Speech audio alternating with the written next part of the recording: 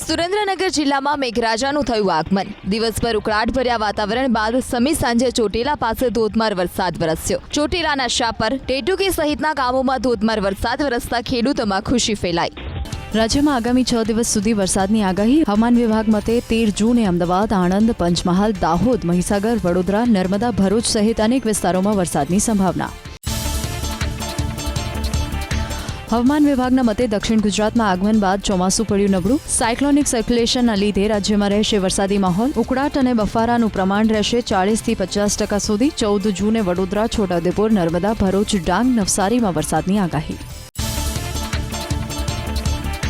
નૈઋત્યનું ચોમાસું નિષ્ક્રિય થતા રાજ્યમાં એક સપ્તાહ સુધી સારા વરસાદની શક્યતા નહીં। હવામાન નિષ્ણાંત પરેશ ગોસ્વામીનું આંકલન। દક્ષિણ ગુજરાત સહિત રાજ્યના અનેક વિસ્તારમાં વરસી શકે છે છૂટોછવાયો વરસાદ। 20 જૂન બાદ ચોમાસું સક્રિય થાય તેવી સંભાવના।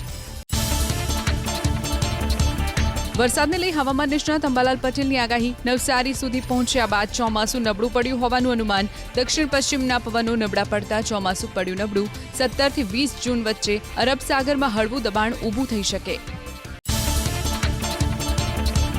17 થી 19 જૂન વચ્ચે હળવાથી મધ્યમ તો ક્યાંક ભારે વરસાદની અંબાલાલ પટેલે કરી આગાહી। 19 થી 21 જૂન વચ્ચે મુંબઈ, મહારાષ્ટ્રમાં ભારે વરસાદનું અનુમાન। તો 22 થી 25 જૂન આદ્રા નક્ષત્રમાં ગુજરાતના મોટાભાગના વિસ્તારોમાં મધ્યથી ભારે વરસાદની શક્યતા।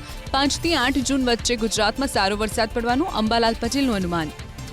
ગુજરાતમાં ચોમાસાએ દસ્તક તો દીધી, હવે થોડું નબળું પડ્યું છે। હવામાન વિભાગ અનુસાર ચોમાસું નબળું પડ્યું હોવા છતાં આગામી 7 દિવસ વરસાદી માહોલ તો રહેશે જ। હવામાન વિભાગના મતે સાયક્લોનિક સર્ક્યુલેશનને કારણે આગામી 7 દિવસ હળવો વરસાદ વરસશે। જોકે બફારો અને ઉકળાટભર્યું વાતાવરણ પણ રહેશે। આજે અમરેલી, ભાવનગર, ગીર સોમનાથ, વલસાડ, નવસારી, ડાંગ, તાપી, દાહોદ, છોટાઉદેપુર અને નર્મદામાં વરસાદની આગાહી કરાઈ છે। તો આવતીકાલે અમદાવાદ, અમરેલી, ભાવનગર, સુરત, નવસારી, વલસાડ, ભરૂચ, વડોદરા, આણંદ, પંચમહાલ, મહીસાગર અને છોટાઉદેપુર જિલ્લામાં વરસશે વરસાદ। હવામાન વિભાગના મતે વરસાદની સાથે 30 થી 40 કિલોમીટરની ઝડપે ભારે પવન પણ ફૂંકાશે।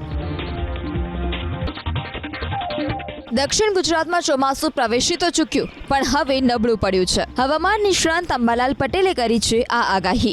અંબાલાલ પટેલના અનુસાર દક્ષિણ પશ્ચિમના પવનો નબળા અરબી સમુદ્રની શાખા નબળી પડી, પરિણામે ચોમાસું નબળું પડ્યું। જોકે 17 થી 19 જૂનના ગુજરાતમાં હળવોથી મધ્યમ વરસાદ વરસશે। અંબાલાલ પટેલના મતે 19 થી 21 જૂનમાં મુંબઈમાં ભારે વરસાદ વરસશે। 5 થી 8 જુલાઈ વચ્ચે ગુજરાતમાં સારો વરસાદ પડવાની શક્યતા છે।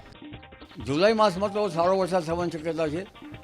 5 થી 8 જુલાઈમાં સારો વરસાદ થશે અને લગભગ 11 થી 13માં અણધાર્યો વરસાદ ગુજરાતમાં થવાની શક્યતા રહે છે। એટલે અણધાર્યો વરસાદ એકાએક કોઈ ભાગમાં થઈ જશે, એ પણ સારો વરસાદ થવાની શક્યતા ગણી શકાય। સંઘ પ્રદેશ દમણમાં વરસ્યો વરસાદ। વહેલી સવારે દમણમાં ધોધમાર વરસાદ વરસ્યો। વરસાદ વરસતા જ વાતાવરણમાં પ્રસરી ઠંડક।